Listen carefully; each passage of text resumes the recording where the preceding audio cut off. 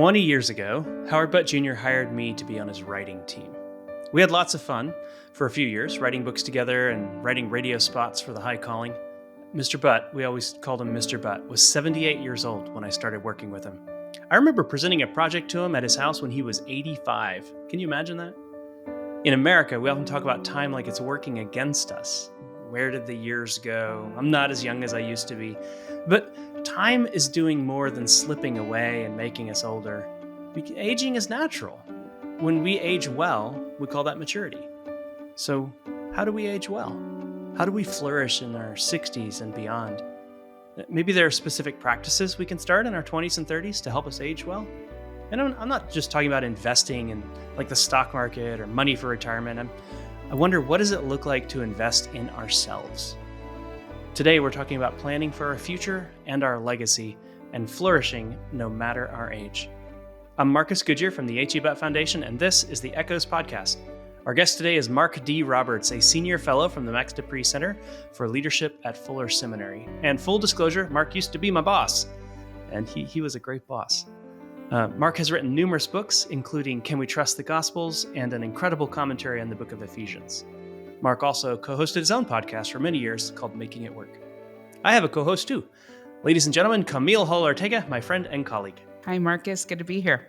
Mark Roberts, welcome to the Echoes Podcast. Thanks. It's a blast to be with you folks. You were the director of Lady Lodge for many years, and you've told a story about Lady Lodge that I want to start with. You were at a retreat, and you overheard Betty Ann Cody say, "I love being old." Can you tell us about that moment? Sure. Betty Ann Cody, for those who don't know, was the wife of a former director of Lady Lodge. And so she was leading a devotion one morning. So it's kind of early, and that's her first line. "I love being old." And, I'm still kind of sleepy. I'm like, what? Did I hear that right? Because honestly, I don't think I'd ever heard anybody say that in my whole life.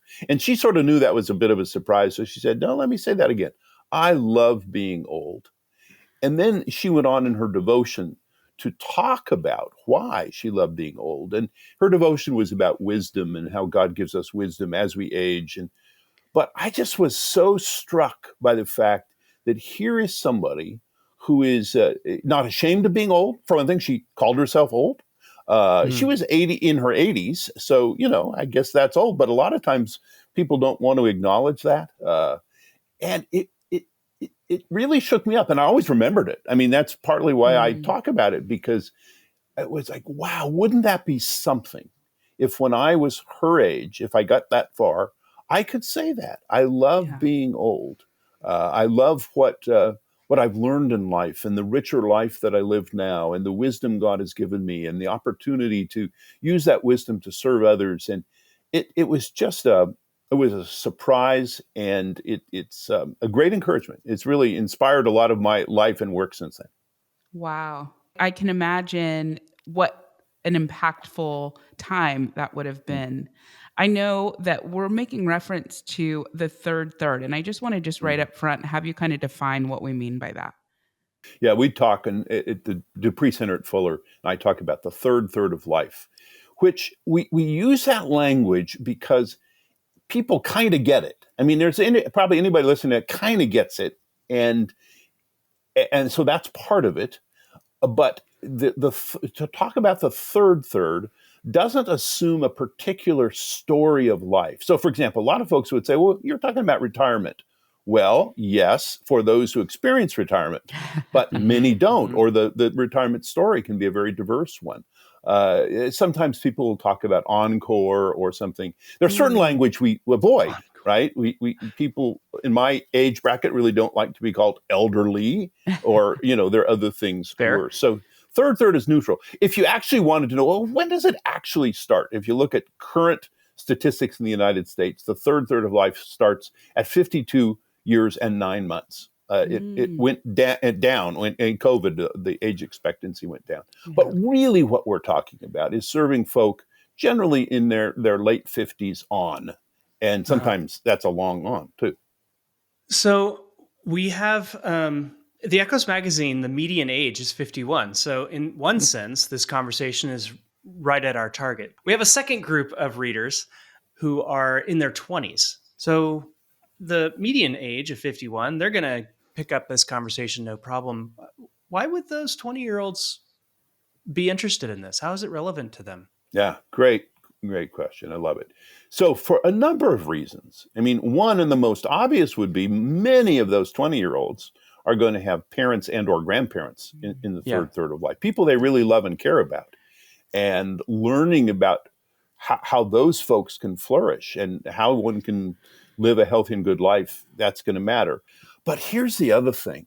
So much of what we've discovered about what helps us flourish in the third of life are things that if we began them earlier, it would have made a huge difference. Now, the most obvious, people would think, oh yeah, kind of like health. Yeah, kind of like health. You know, if you eat well and get exercise when you're younger, odds are you're going to be healthier when you're older. But as it turns out, there actually are other sort of basic practices and disciplines of life that if we start early, we will, in all likelihood, have a longer and a better life. And I'll give just the most amazing example. So there is this study it used to be called the Grant Study. Now it's the Harvard Study of Adult Development. And they have studied people. They started in the late 30s, 1930s, and followed people for a lifetime, basically asking the question, what enables people to live well? And they did surveys and medical tests and followed these people throughout their lives. I think all of them are now dead, actually, because that was a long time ago. And he says, what did we find helps us live best and live longer and better? And he said, it's not working harder. It's not making more money.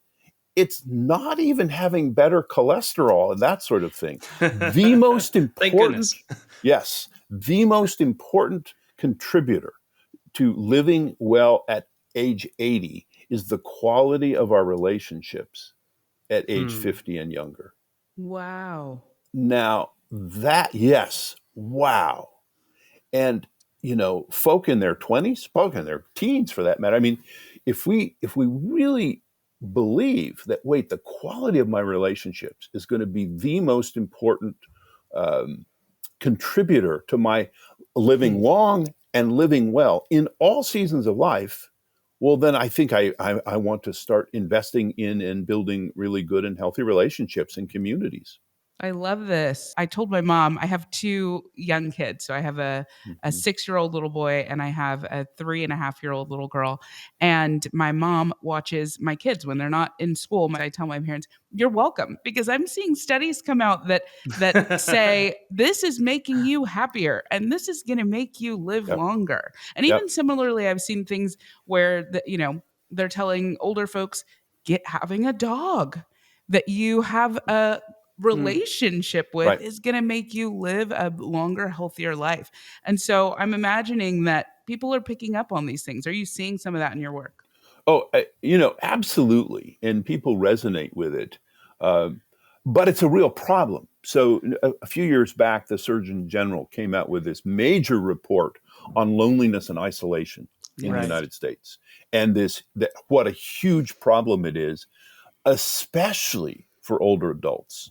And again, you think, well, why would that be? Well, many older adults say lose a spouse. So all of a sudden they're living alone, or they're, and the cost of loneliness and isolation to our physical health, not to mention just, our mental health and well-being, our physical health is huge. So the Surgeon General says experiencing pretty extreme loneliness and isolation, the way millions and millions of Americans do, is for your health the equivalent to smoking 15 cigarettes a day.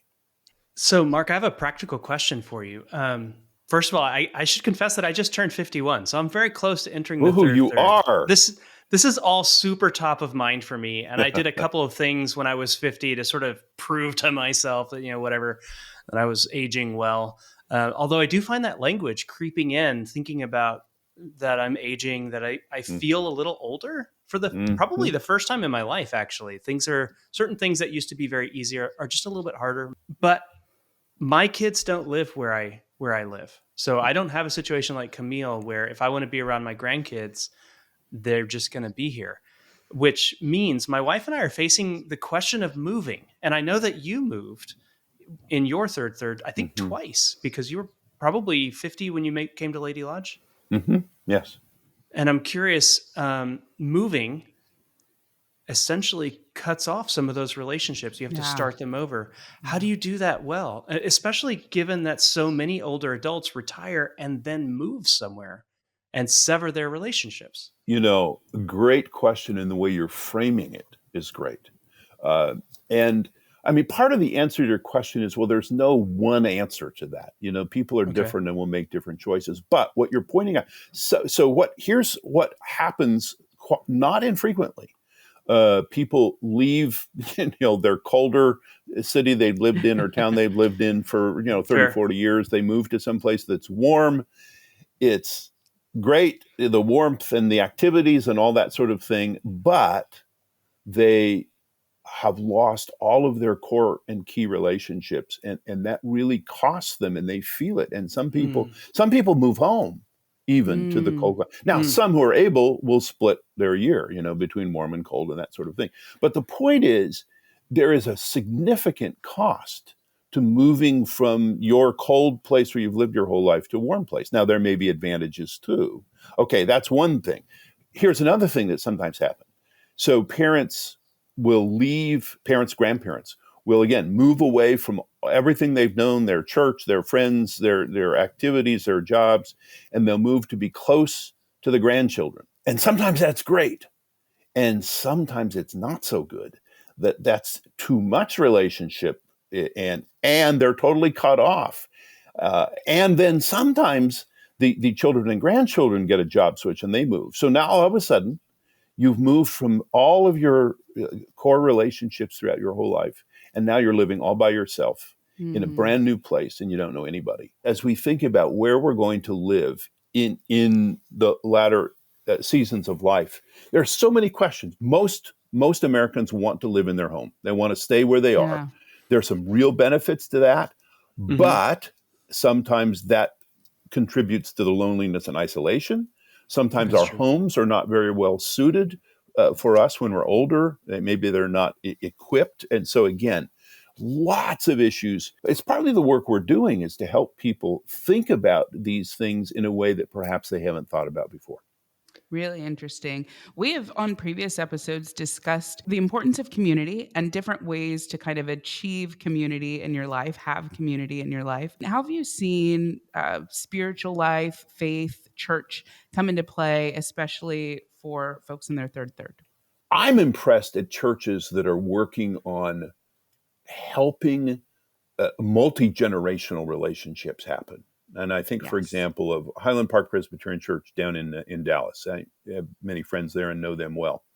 And they have done a lot of different things to try and help folk who are older be with folk who are younger. But you don't exactly walk up to a stranger on Sunday morning and say, "Hey, young person, do you want to hang out?" And so I think churches can provide the context in which this can happen. But then what needs to happen, there are different ways to help facilitate this and advance it. And Mark, you've also talked in your third materials about looking for new narratives of aging. We've talked about a few of those, and that's in contrast to what you have understood to be damaging narratives about aging, damaging cultural messages. So I'm curious, I'd love to hear you talk a little bit about some of the, at the risk of being negative, some of the more damaging things people in our culture believe about aging, and how you respond to that and how you find alternatives. Well, ironically, the first negative narrative I would mention is the one that a lot of folks think is the great narrative. And that is sort of, you retire and now it's all for you. It's all about you. And you'll find this. You'll find this language in promoting of senior adult communities and other things. It's like, you've worked hard, you gave, you raised your children. It was all for others. Now it's all for you. It's your time. And I mean, often people are living into that narrative, maybe at 60 years old. They might have 25, 30, or even more years of life left. And all of a sudden, it's all for you. So that can at first feel like, wow, this is a real positive narrative. I get to just live for myself. But I mean, from a Christian point of view, we'd say, well, that's not quite what God has called us to. Right. But there's also a lot of research that says people who just live for themselves often do not flourish, because there is something in us. I mean, we were created and called to be people who serve and care for others. And the older adults who really do well are not just living for themselves, but they've found ways to live for others. The second big narrative is you really have outlived your usefulness and your fruitfulness. It's like you've, and you hear this, you'll hear this a lot, often in association with whoever happens to be president. Now that we've had older folk on, both parties, it isn't even a partisan thing anymore, but it's like, oh, you've had your chance. You don't have much to contribute anymore. And that's a very common negative narrative. The one that's associated with that is, and you're basically going to drag down our whole society and economy. You're not contributing. You sometimes hear the language. It's very common. They'll talk about the growth of older adults, the number of older adults, as a silver tsunami. In other words, silver as in silver hair, like mine. Right. Tsunami as in this large thing that's going to wipe us out. And so there are all these narratives, either the one that says, hey, it's all for you, or the one that says, and by the way, you really don't have anything much to contribute anyway. And as a matter of fact, you and all your people are going to really hurt us and even potentially wipe us out. And the problem is that a lot of it's not only that younger people might think that, and that's not a good thing, but many who are older actually internalize that. And then when you think about it, it begins to make a little sense, because you think, well, if I just think, getting old is terrible, and I'm going to be sick and it's going to be awful, maybe I won't go to the doctor, or I'm old, I can't contribute anymore, I got nothing to give, so I don't give. And the things that help us to live well and live longer, I stopped doing because I'm old. And anyway, stunning. But the challenge then for all of us, and again, this starts when you're younger. How do you think about being older? Can we reframe this in a way that is both more truthful, but also is going to be more healthful? Marcus, how old were you when you were hired at Lady Law? Or in I was Foundation? 31. Yeah, okay. 30. Wow. So you're this 31-year-old person working with what, 78-year-old Howard Butt? Yeah. Okay.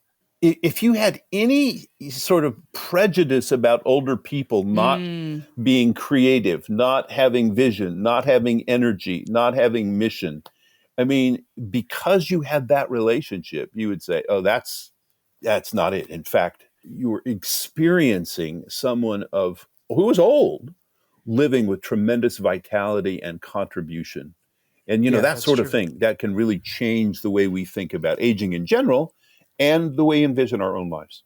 That's huge, Mark. And it's perfect because we're very curious about what it looks like to relate well across generations. Yes. And so for us, so for me, I'm a millennial and Marcus is Gen X. And of course, my parents are boomers. And so what we see quite often is that although perhaps in faith communities, there is, of course, this knowledge that we're meant to be treating the elderly with respect for their wisdom and thus and such, there's often sort of a little bit of an eye roll of like, those guys can't get it. These guys from this generation, they just don't get it. And even that goes the opposite direction too, where kind of all of us can be looking at Gen Alpha and Gen Z going, oh my goodness, please, enough with all of whatever you're doing. What do you see as sort of important practical steps for treating each other with respect among the generations? No, I love that question. And, so I'm a boomer. So, there's okay boomer. Yeah. And I kind of not get so much that anymore. You don't hear it as often. No, you don't as much. But it's such a great question, because one of the things that used to be true in our world, but in our country, was that there was a fair amount of intergenerational relationship. People lived in smaller towns, families lived together. Right. Increasingly, that is less true. And part of what that means is a lot of times we don't know people outside of our own cohort, our own people, the folk we hang out with. And when you don't know people, it's really easy to stereotype or to have prejudice, Mm.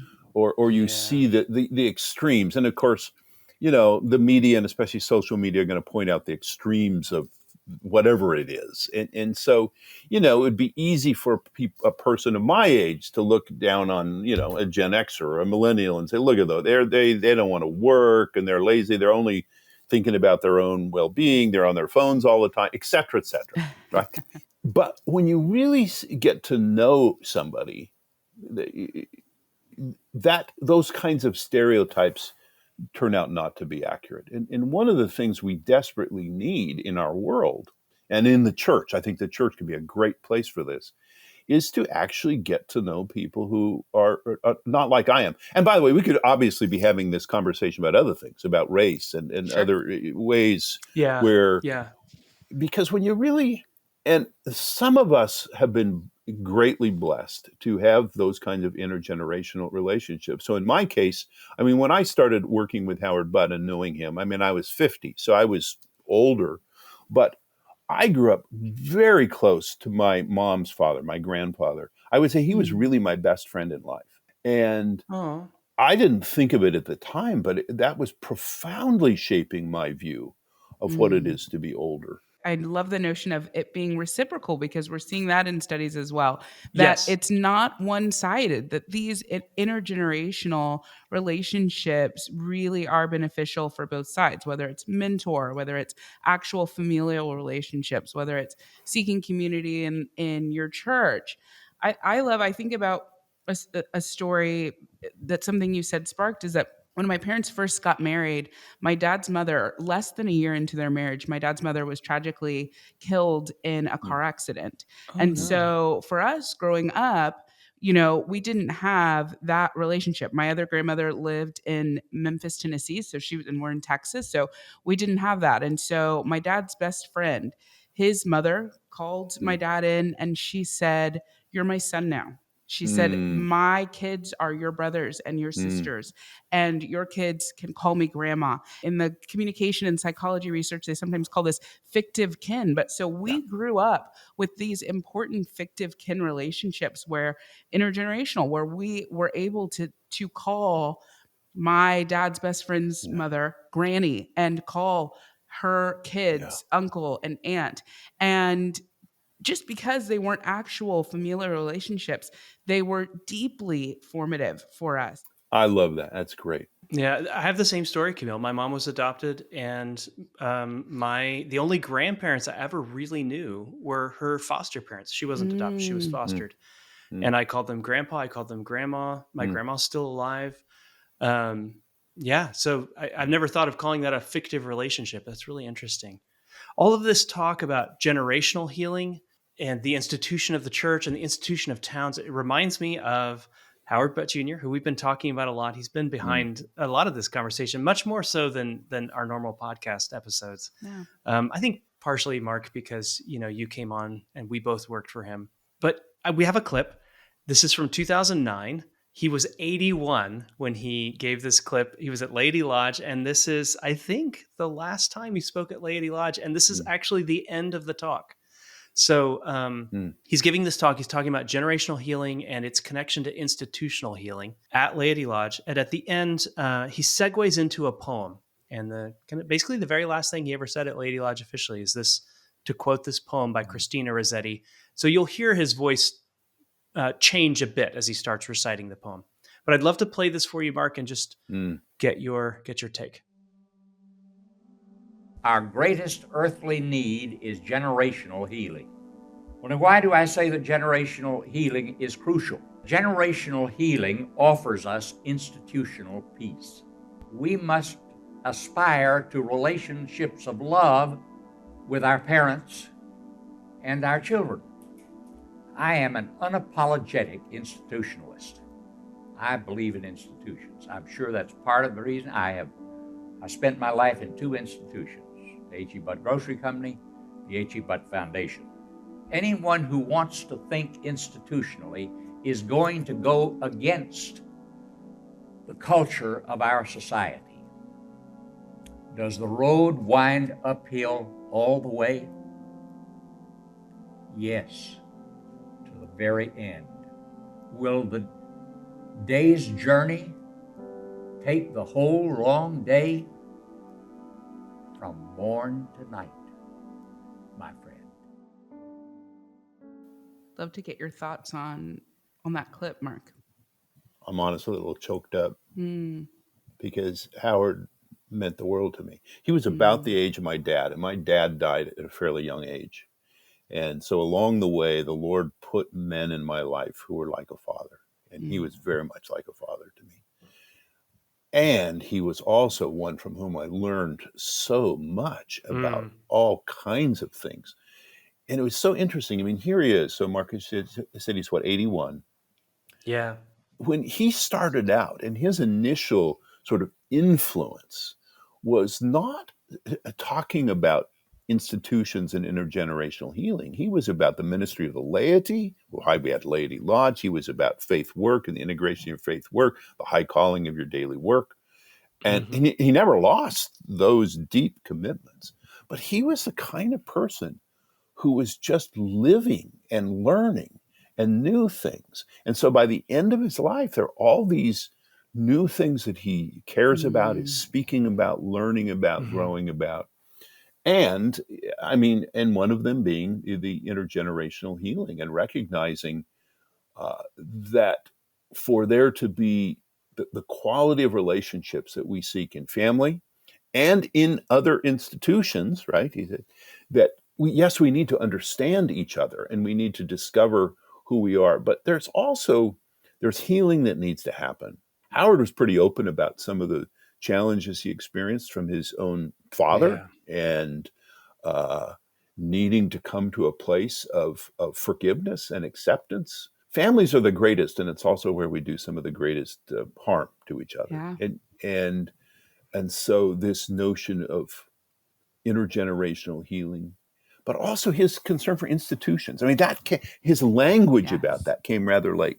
And I just think here's a man who in his late 70s and early 80s is, as I said, learning, growing, thinking creatively, trying new ideas, giving of himself to others, people like me and others whom he mentored. What a gift.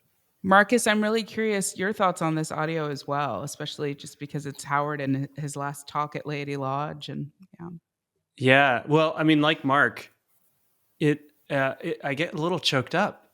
He was incredibly influential in my life, and in a lot of ways, he really helped me break away from some dysfunctional things in my life that I just didn't even realize were problems. And he was so gentle about it and so caring. And I was I was a little bit of a handful in my 30s, and he never got rid of me. I'm still here. So that's part of what's underneath all of that as I'm listening. The ideas of institutional renewal come from several different places, but he was especially fixated on a thinker named Hugh Heclo at the end. And I think that's what he was actually referencing in that talk. And just this idea that in order for society to flourish, we need to believe in each other and we need to trust each other. And Howard would talk about institutions like they were individuals. And so the same kinds of language he would apply to individual renewal and kind of relationships between two people, he would think about the relationships between two institutions or the relationship between the person in the institution and the institution itself. Like my relationship to the foundation, or my relationship to Kerrville, or Kerrville's relationship to the foundation. And he was really a genius. And I wouldn't have had access to any of that if I hadn't been able to work with him. You know, Marcus, you mentioned Thinking Institutionally. That was Hugh Heclo's book, which Howard read, and it was very influential for him. So here's the way Howard approached things. He read the book, we worked on the ideas, but then the relational part of him says to me, well, you have to go meet him. And like, well, no, he's a professor. No, you have to meet him. And so I and one other organization reached out, and he was, in fact, glad to meet with us. And we met with him in his home, and he was a delightful man. Turned out he's also a person of faith, and there was this sweet thing. So it's institutional in the broader sense, and it was deeply, profoundly relational in a very personal sense, and everything in between. That's pretty amazing. But I love that because that's just highlighting how Howard knew the importance of relationship. That it just harkens back to what you were speaking about before, Mark, that there is, of course, sometimes difficulty when we go, oh, this person really doesn't get it, or they're so much older, or they're so much younger. But when we take the time to be intentional about getting to know others, it is so often hugely impactful and fruitful. And so I just love that notion. Hmm. It's good. Mark, are you ready to say you love being old? Oh, It's so interesting because I think about that. I can't say it as unapologetically as Betty did. And she owned in her talk, there are some hard things about being old. And I'm still, the physical things come up that you didn't have when you were younger. It's harder to sleep often when you get older. These things like, oh man. And that's why a lot of people will say, getting old isn't easier. It's a drag being old. People will complain about it. sure. The thing that Betty first alerted me to, and now I am much more attentive to, is some of the amazing gifts of being older. When I turned 65, I had a very unexpected, it was my birthday, get up in the morning, and I found myself, I was really down. I was thinking like, most of my life is over. And I wasn't expecting this. I'm not usually that kind of person. And I was really like, oh man. So I went down and I sat down to do my devotions. And it was one of those times in life where it was like God really spoke to me. And what God said to me is read Psalm 103. Like, well, some of you would know Psalm 103 is this amazing sort of chronicle of the wonderful ways that God has blessed and ministered to the psalmist. And so I start out reading it, and it's bless the Lord, oh my soul, all that in me, bless his holy name, don't forget all his benefits, who forgives all your iniquity. I started thinking of the ways God has forgiven me when I really messed up, who heals all your diseases. I almost died of a Rocky Mountain spotted fever, and the Lord healed me. Who redeems your life from the pit, and on and on. And as I started reflecting on this, I mean, literally, I was just weeping with gratitude for how rich my life was and how much God had blessed me. To be fair, I don't think I don't know if you fully qualify as old yet, but I'm 68. I'm just throwing the question back at you. I'm 68 and I have all white hair. So that's... I think, 75, I think, is like the beginning of old, maybe. It's so funny because when you ask people, generally, there are all these surveys. Younger people tend to think old is like 55 and 60. Oh, by the time you're in your 70s, you ask people in their 70s, well, what is old? It'll be like 85 and 90. Yes. We're always putting it off. Push it back a little. But I just want to make sure I don't think you're old. But but I want to get to the point, and I think we would want to get to the point in our culture and in our world where it wouldn't even be thought of as a bad thing to be old. Right. I mean, that was part of the thing about Betty.